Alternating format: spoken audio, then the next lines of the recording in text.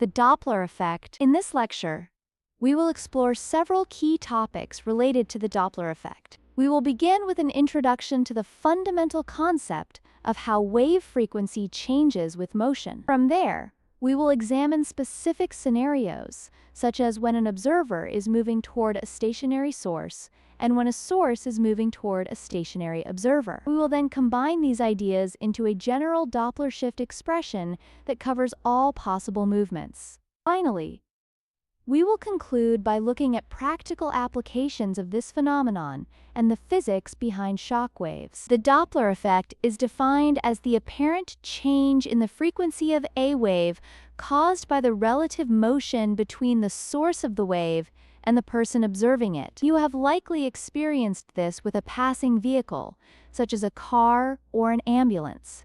As the vehicle approaches you, the frequency of the sound you hear is higher than the actual frequency produced by the horn or siren. Conversely, as the vehicle moves away from you, the observed frequency becomes lower than the actual frequency. This is illustrated in the diagram of a boat on the water. When the boat moves toward oncoming waves, it encounters wave crests more frequently. When it moves in the same direction as the waves, the time between crests increases, leading to a lower observed frequency. Our first specific case involves an observer moving with a certain speed toward a stationary source.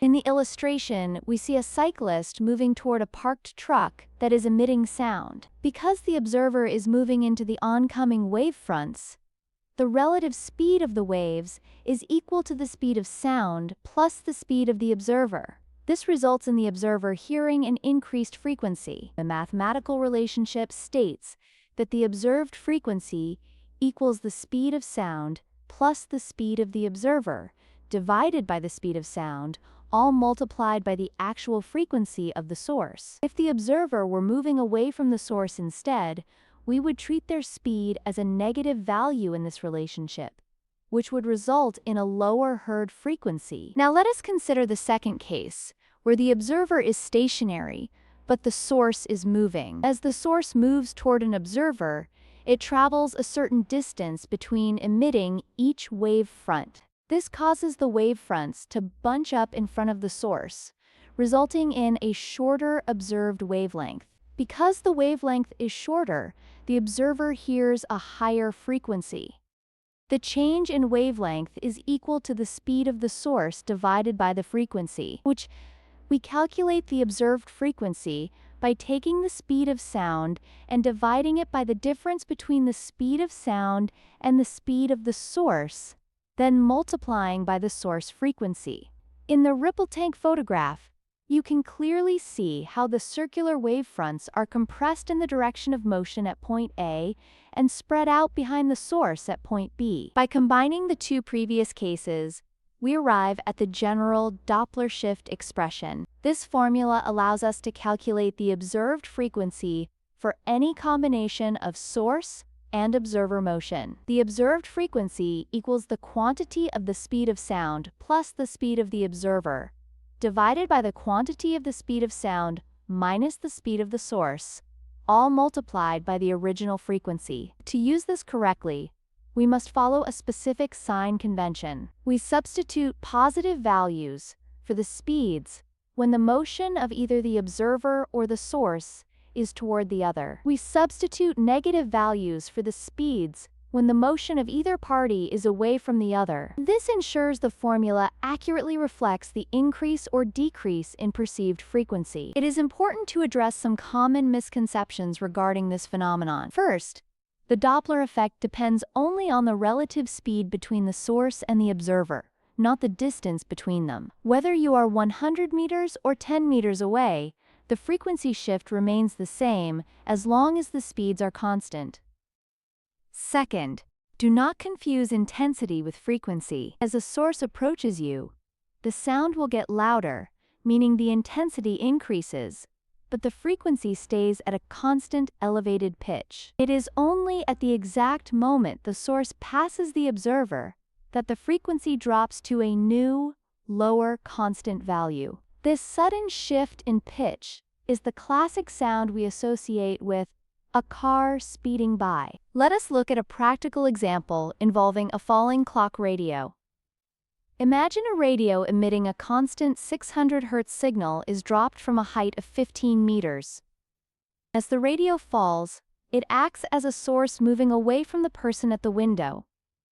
Because of gravity, the speed of the source increases over time. We can find the final speed of the radio just before it hits the ground by taking the square root of negative 2 times the acceleration due to gravity times the final height, which gives us 17.1 meters per second.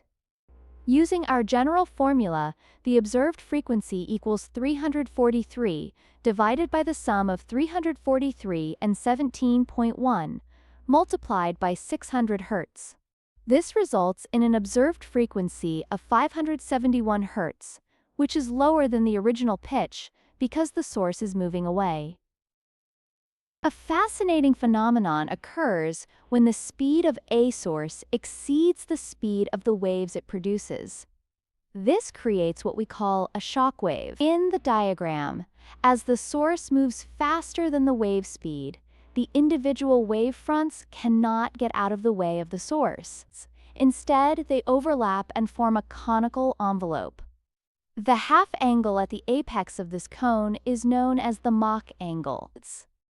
We can calculate this angle by stating that the sine of the angle theta is equal to the wave speed divided by the speed of the source. The ratio of the source speed to the wave speed is called the Mach number.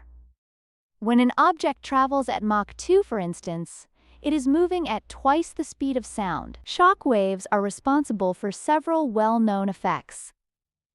A sonic boom is a loud sound produced by an aircraft traveling at supersonic speeds. This happens because a massive amount of energy is concentrated on the surface of the shockwave cone, causing extreme pressure variations that we hear as a double bang. A similar effect occurs in 2 dimensions on the water's surface, known as a bow wave.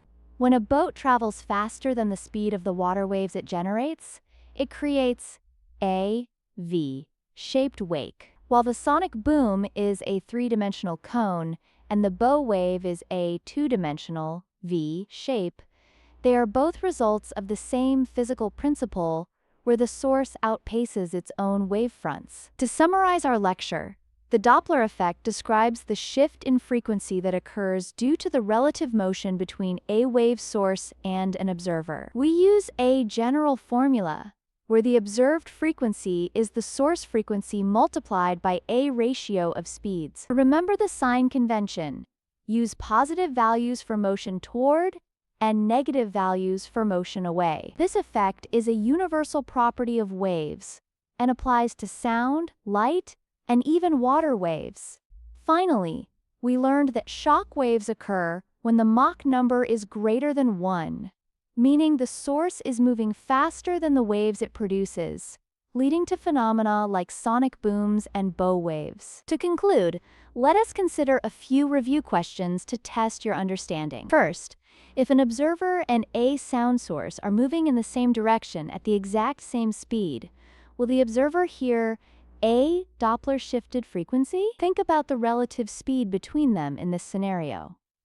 Second, how does the Mach angle of a shock wave change as the speed of a supersonic aircraft increases? You can justify your answer by looking at the equation, where the sine of the angle equals the wave speed divided by the source speed. As the denominator in that fraction grows larger, consider what happens to the resulting angle.